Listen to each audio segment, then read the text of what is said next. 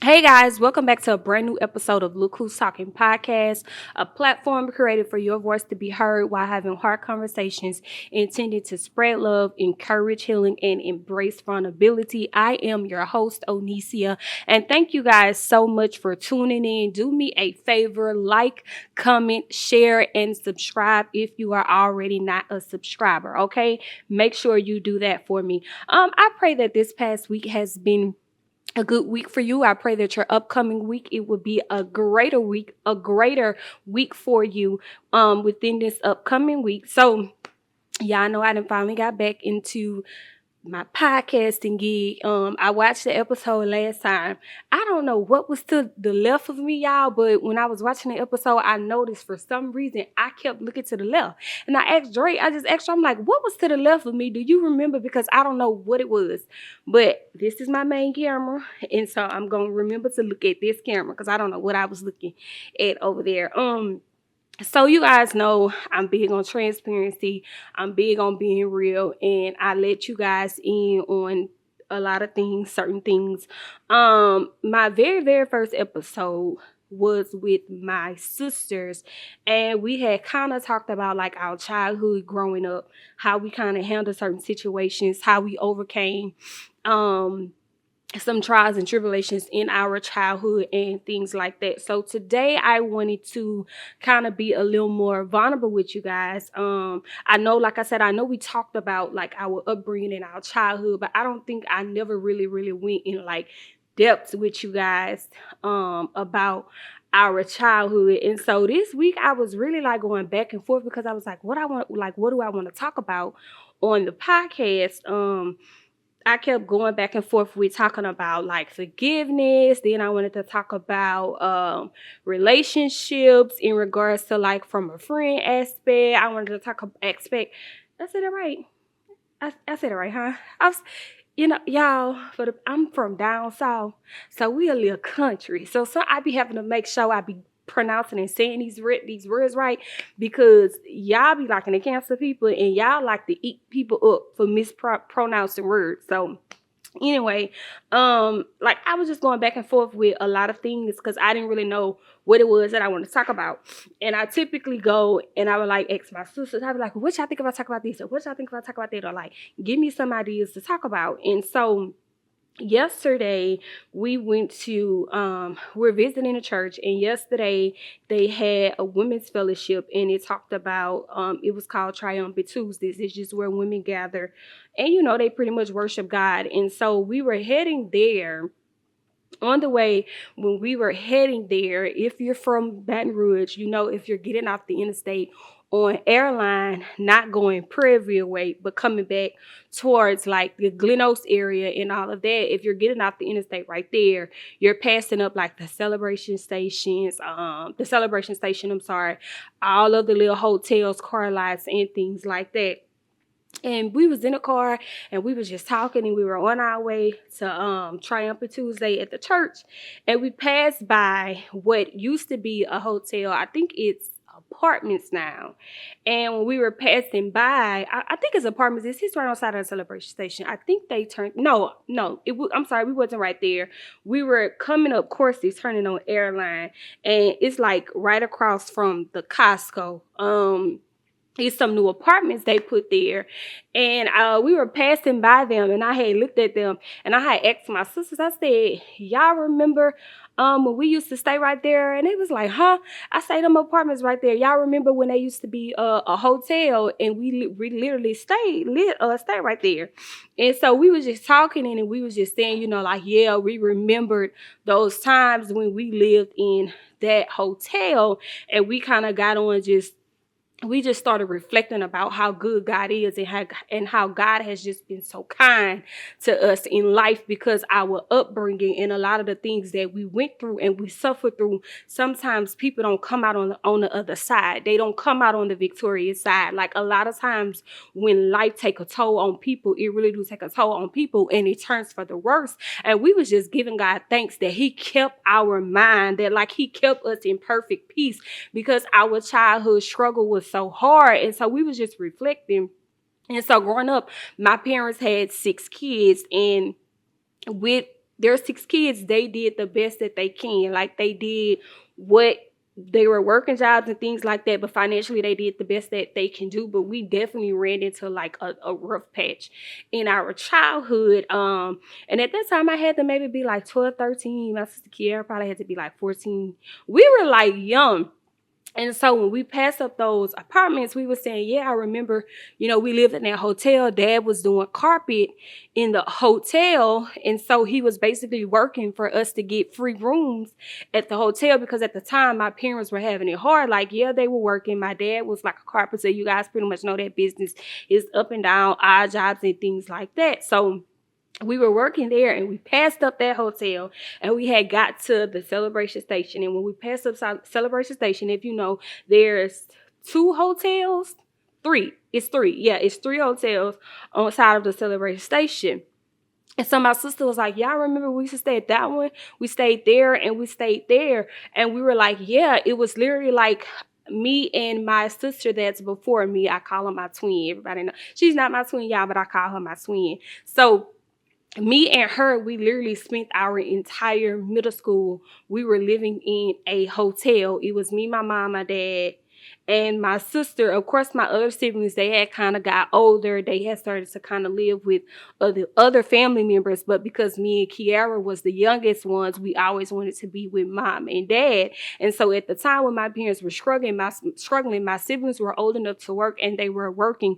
But my parents was the type to where they believed in letting their kids be kids. They didn't feel like because they were working, they had to give them their money to help them pay bills. Like that was just never my parents. Like you guys was kids. That's y'all money y'all work for. We're the adults. We gonna figure it out. Like they always just kind of had the mindset of my kids didn't ask to be here. I brought my kids into this world, so that's my responsibility. It's not their job to do or pay or take care of their parents. And so me and my sister, we was just talking and we was just reflecting, and we were saying how like when we were in middle school, we really used to sit and we would hear our friends and they would always be saying like, oh man, I'm ready to go home. I can't wait to go home. I can't wait to go do this. I can't wait to go do that. And a lot of times what they did not know is that they were going to a house. Me and my sister was literally going to a hotel. I'm talking about a room with 2 queen size bed and a bathroom in it. Like we were a hotel that was our home for us. And they did not know that. And I was just reflecting.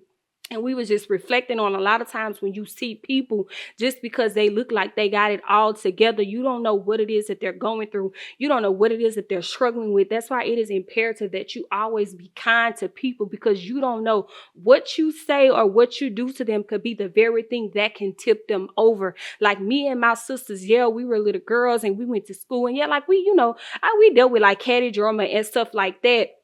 But you just never really know where people were going through. Like we were talking to friends, we had cell phones and things like that, but they never knew we were going to a hotel. Like, of course, I think back in the days when we were in middle school, it's kind of like Uvu, I think that's what it was. And it was like Poppy. It was like your new FaceTime. And so, of course, we couldn't do things like that. Like we couldn't host sleepovers or anything because we didn't have that luxury. And so a lot of people don't know that because I don't think you guys know that because I never really told you guys that, but it was literally like 6th through 8th grade. We were literally going to and from school. We were living in a hotel, and I was just reflecting how God's grace has really kept us and really covered us. And it's just so imperative that when you're just bringing kids in this world and anything like that, I would tell people, me and my siblings, we are the true definition of we broke generational curses, like things that my parents, my aunties, my uncles experienced. We never had to experience that. And it's just not even with us. Like it's just our second generation in our family as a whole. Like God has really kept us, and he has really brought us through some things that would have took most kids out. I'm talking about the way we struggled. A lot of times that push young men to that street life because it's, oh, I gotta hustle, I gotta get it, the quick money. And so it was just like that was not my brother's story. That never had to be that outcome. That, yeah, their lifestyle, don't get me wrong, it woke up a hustle in them, but it wasn't that type of hustle. it was just like I know what to do. Like, yeah, my upbringing, it kind of just showed me how to hustle, but then it also showed me like how to, what not to do with my kids or what to do or what route to take. And so that's why a lot of times when people see us, they be like, well, me and my sisters, they're like, y'all don't have no kids yet. And this is, and I'm like, no, we don't have no kids, because what we want to make sure is that when we bring kids into this world, we are financially stable. We're at a place to where we can provide and we can take care of them. And so I was always the one to where I was like, I used to pretend like stuff wasn't there. Like, it didn't really affect me. I just always seen like the positive side. I just always kept like a positive mindset. However, it affected my siblings in other ways, but that's their stories to tell, not mine. But I was always the one who kind of just like kept positive mindset. Oh, it's gonna be okay. It's gonna be okay. Like, I just always used to have so much hope. And I remember at times my siblings would be looking at me like, girl, shut up. Like, do you not just see the circumstances? Like, how do you have hope in this? Like, how can you just like have courage? How do you have this in this circumstance that we're looking at? And I really think my childhood has really helped and cultivated my faith in God. And so that's why I tell people now, like, because when I was young, I've experienced, I know what it is that God can do. I know what it is that he can bring you out. So now I'm like in my adulthood, my faith, it has really just pushed my faith to like a whole nother level, to where when things do happen, I'm just like, I know God got an answer. Like, I know there is better to this. I know I'm going to come out on the other side of this. And so I don't worry, I don't fret, because I'm like, I believe God. Because I'm like, when I was younger, what I went through, what God sustained me through, like what God kept me through, if he did it for me when I was 12, like, why he not gonna do it for me at 31? Why wouldn't he do it for me at 31? You kept me when I was 12. I was coming home to a hotel, my parents not knowing when we was gonna eat, how we was gonna eat. But God, you provided in those times. So why would you not provide in these times? And so, like, I literally be sticking to that, like, though he slay me, yet will I trust him. I've never seen the righteous forsaking me, nor his seed begging for bread. So when I tell you that, I mean that, because I've seen it. There were times when my parents was literally trying to figure it out of how they gonna take $20 and feed 6 kids. But I promise you, when I tell you we ate, there was not a moment we starved or we didn't. There was not a moment when my parents didn't have a need for their kids that God did not make a way. And so a lot of people ask me like, well, you so strong in Christ, and like, where this come from? Where your yes came from? That's where my yes came from, because God kept me. I ain't got no choice but to tell him yes to his will. I have no choice but to submit to his will for my life, because the things that I have overcame because of him, I will never turn my back on him. I will never not do what it is that God has called me to do. And when we were younger, we didn't know what we was going through and why we was going through it. But as adults, our testimony, we knew that this would be an encouragement for somebody else, for somebody that's in that season of they don't know where their next meal gonna come from. They don't know where they're gonna lay their head at night. Look at us. We are a prime example. We were once in those shoes, but you will never know it, because God has literally, he bought us out. He has literally sustained us, and it is so true. A mind that is stayed on him is a mind that is in perfect peace. Like, God, I don't understand everything, but I know you're going to do it. I may not know the how, but I know the who. I may not know the why, but I know at the end of the day, you're going to give me an answer for what's going on. So I just got to sit tight. I just got to go through whatever it is that you got me going through. I just got to navigate this season with you, because again, I know that on the other side for me, there's going to be victory. I know I'm going to come out on top. I am victorious. And I really just do be meaning it. And I really, really, really do just be standing on it. Like, I know that there is victory on the other side for me. It's okay. You may just be in your rough season, and we all have those moments, but you just got to see it through. And when you see it through, I promise you are going to understand. And so a lot of people, when they see us and they be like, man, they this, or they got that, or you see this, I promise you, it wasn't always like this for us. It was not always easy for us. And a lot of people tell us, like, when we was younger, y'all know, I always tell you that I always see, like, man, we see like the mantle on y'all, like there's a calling on y'all. And it's true. Like, Yeah, because what we went through, and we tell a lot of people, like a lot of times when we're active in church and we're doing this in ministry, and then they be like, man, y'all so gifted, like y'all so anointed, y'all could do this, y'all could do that. And I be like, baby, you don't understand. We suffered for this all. We went through some things for this all. Like God was literally preparing us at a young age because he knew when adulthood came, this generation was gonna need our voice. They was gonna need to hear our testimony because our story was gonna be encouragement to somebody else. And so that's why I'm like, you don't never really know what you're going through, but sometimes you be going through stuff for other people just so you can be that encouragement that they need to get through it. And y'all want to say we was riding, and so we ate. I was looking back now, y'all, and it was crazy because we was in a lot of hotels. But like we was just literally just reflecting and talking about it. Like y'all remember that one? Y'all remember that one? Y'all remember that one? And it wasn't like no sob story. We was just pointing no finger. We was just seeing that. It was just like y'all remember when God brought us out of that one? Y'all remember when He brought us up out of that one? Y'all remember when He seen us through that? Y'all remember when He got us through that? And it's just like, and look at us now. Like it just be, man, God is so good. And I tell people throughout my 31 years of living, God has just been so kind to me. His grace, I'm telling you, His grace and His mercy. When I tell y'all, God has really, really, really just been so kind to me and my siblings as a whole. And people be like, yeah, y'all so tight. I'm telling them my dogs. Like these are literally people that we starved with. And so I be like, I think when there was a whole controversy thing going online and people were saying like, Gorilla ain't gotta help her siblings. Baby, I can't relate because when it come to my siblings, we gonna figure it out for each other. Like we ride until the wheels fall off. And so that's why I was like, I can't relate. I'm just gonna be quiet when y'all say Glorilla ain't gotta do for her siblings because I'm gonna move mountains for mine because they gonna move it for me. And so that was just like some of the things that we went through in middle school for sure. And I know when high school, our senior year came, me and my sister Kiara, when I tell you like my siblings really did like came through and they looked out for us and they made sure my parents got us across that stage without saying the word. At that time I think I was 16 when I graduated. My brother Detroit, he probably had to be maybe 19, 20 at the time. Like they really, him and my oldest sister Kiwana, when I was like they made sure we got across that stage. Like my parents ain't have to struggle about nothing. Like they literally did come through for their little sisters. They did.